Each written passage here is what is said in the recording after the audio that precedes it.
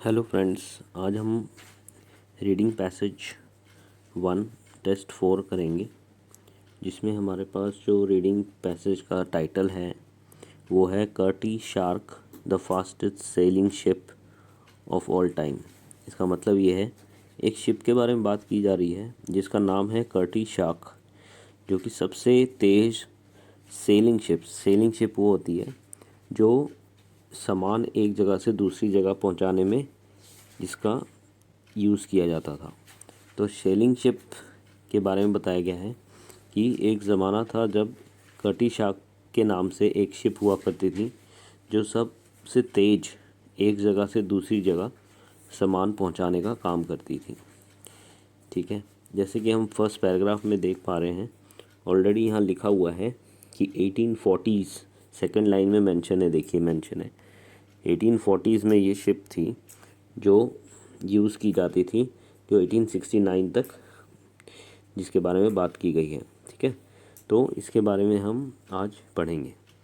आज हमारा जो क्वेश्चन है जो हम आज करेंगे वो है true false not given, question number 1। ठीक है, क्वेश्चन नंबर 1 देखते हैं, फिर हम इसका पोजीशन देखेंगे। ट्रू फॉल्स नॉट गिवन का क्वेश्चन नंबर 1 में लिखा हुआ है clippers were originally intended to be used as passenger ships. Clippers क्या होती हैं? क्लिपर्स होती हैं छोटी नौकाएं। ठीक है, छोटी नौकाएं वेर ओरिजिनली इंटेंडेड, यानी छोटी नौकाओं को पहले यूज़ किया जाता था जिससे कि पैसेंजर्स को एक जगह से दूसरी जगह या फिर उसको एक किनारे से दूसरी किनारे ले जाने के लिए, पैसेंजर्स को एक जगह से दूसरी जगह जाने के लिए यूज़ किया जाता था।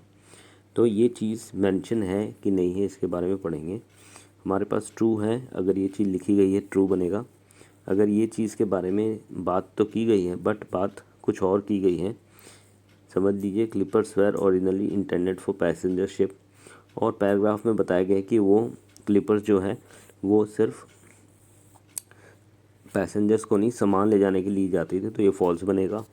और अगर क्लिपर्स के बारे में कहीं भी बात नहीं है या फिर पैसेंजर शिप के बारे में बात नहीं की गई है और क्लिपर्स के बारे में बात की गई है तो नॉट गिवन बनेगा। चलो देखते हैं इसका आंसर कैसे निकलेगा। तो हम जाएंगे फर्स्ट पैराग्राफ में।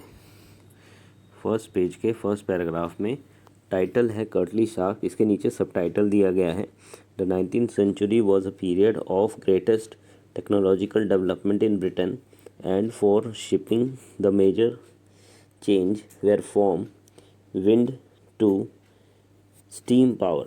ठीक है, and from wood to iron and steel, यानी इसमें ये बात की गई है ये एक ज़माना था जब नौकाएं जो हैं जो बनाई जाती थी, वो जो बनाई जाती थी उनमें जो टेक्नोलॉजी यूज़ की जाती थी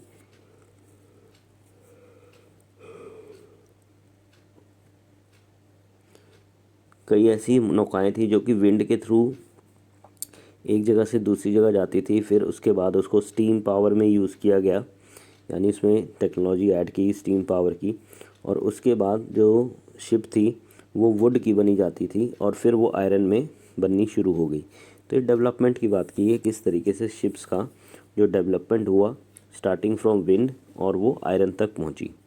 अब हमारा फर्स्ट पैराग्राफ देखिए क्या लिखा हुआ है, the fastest commercial sailing ship vessel.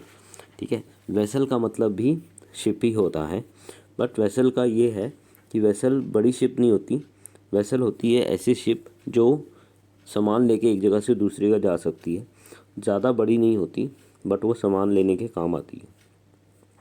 The fastest commercial sailing ship vessel of all time were clippers. अब क्लिपर्स किसको बोलते हैं? जैसे अभी हमने थोड़ी देर पहले पढ़ा तो क्वेश्चन में लिखा हुआ था, क्लिपर्स का मतलब होता है सेल बोट। ठीक है,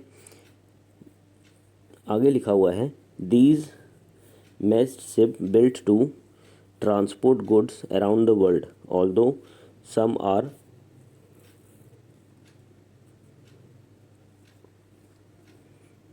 ऑल्सो टुक पैसेंजर्स, यानी कुछ ऐसी नौकाएं थी जो पैसेंजर्स भी ले जाती थी, बट ज़्यादातर जो ये क्लिपर्स होती थी उसमें सामान लिया जाता था, ट्रांसपोर्ट किया जाता था एक जगह से दूसरी जगह पूरी दुनिया में। तो यहाँ लिखा गया the fastest commercial sailing vessel of all time were clippers, यानी सबसे ज़्यादा तेज़ भागने वाली जो नौकाएं थी वो क्लिपर्स थी, जिसमें they meant ships built to transport goods, और वो किसके लिए बनाई गई थी, सामान एक जगह से दूसरी जगह पूरी दुनिया में पहुंचाने के लिए इसे यूज़ में लाया जाता था। ऑल्दो सम ऑल्सो टुक पैसेंजर, और उसमें पैसेंजर्स भी जाते थे, यानी सामान भी जाता था और पैसेंजर्स भी जाते थे। अब हम क्वेश्चन में जाते हैं। क्वेश्चन में देखिए क्या लिखा हुआ है। क्वेश्चन में बोला गया है कि ये जो क्लिपर्स थी वो सिर्फ पैसेंजर ले जाने के काम आती। Clippers were originally intended to be used as passenger ship. अब यहाँ पर एक देखिए वर्ड लिखा हुआ है ओरिजिनली इंटेंडेड। ओरिजिनली इंटेंडेड मतलब सबसे पहले वो सिर्फ पैसेंजर से ले जाती थी, जबकि पैराग्राफ में क्या बोला गया है कि फास्टेस्ट सेलिंग शिप जो थी उसे क्लीपर्स बोलते थे, और वो ज़्यादातर सामान ढोने के काम आती थी, जिससे एक जगह से दूसरी जगह सामान भेजा जाता था। फिर और कुछ उसमें पैसेंजर्स भी जाते थे, यानी सामान पहले लिया जाता था और पैसेंजर्स कुछ उसमें साथ में जाते थे। और पीरियड देखो बताया गया है फ्रॉम 1840s से लेके 1869 तक, ठीक है। टाइम भी बताया गया है। अब टाइम से हमारा क्वेश्चन में मतलब नहीं है, हमारा आंसर यहीं ख़त्म हो जाता है कि ये जो है पैसेंजर्स लेके जाती थी,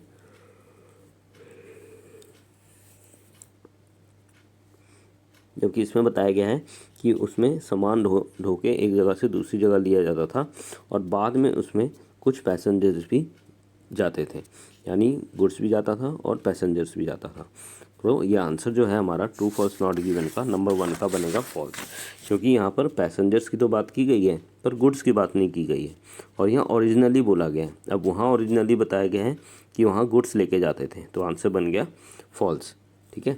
अगर यहाँ पर क्लिपर्स वेयर ओरिजिनली नहीं लिखा होता, clippers were intended to be used for passengers and goods, तो ये ट्रू बन जाता, जबकि इसमें पैसेंजर्स की बात की गई है, गुड्स की बात नहीं की गई है, और इंटेंडेड की बात की गई है, ओरिजिनली की बात की गई है।